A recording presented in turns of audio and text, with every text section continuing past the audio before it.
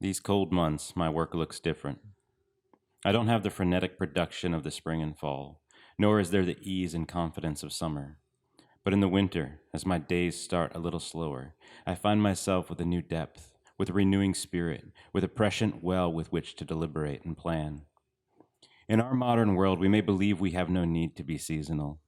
Over the past 50 years, we have dramatically diverged from our ancestors in this way. Though I may grill a few more hamburgers in the summer, I eat basically the same foods all year long. My climate controlled office provides a consistent work environment year round.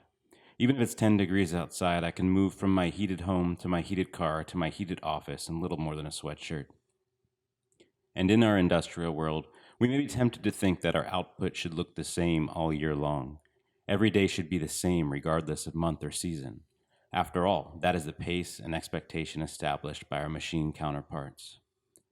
But when we look at God's design, this isn't something that we see He created any animal to do. God created us with a seasonal mindset. It's built in. I want to give you permission to be seasonal. To quote the most obvious passage on the matter from Ecclesiastes, "For everything there is a season and a time for every matter under heaven, a time to be born and a time to die, a time to plant and a time to pluck up what is planted." You have permission to seize the slower, contemplative months of winter, to foster what's alive and rejuvenating deep inside of you. You have permission to start new things in the spring and get excited. You have permission to take an expectant break in the heat of summer, and permission to look for harvest and completion in the autumn. This isn't a license for sloth or frivolousness, but rather an invitation to partner our earnest efforts with the Lord's design, an open door to shift our focus to the appropriate tasks for the season.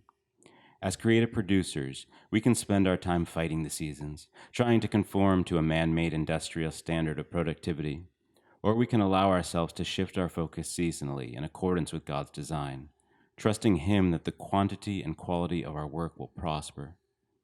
As artists and creatives, how might our seasonal mental health improve when we allow ourselves to work as God intended?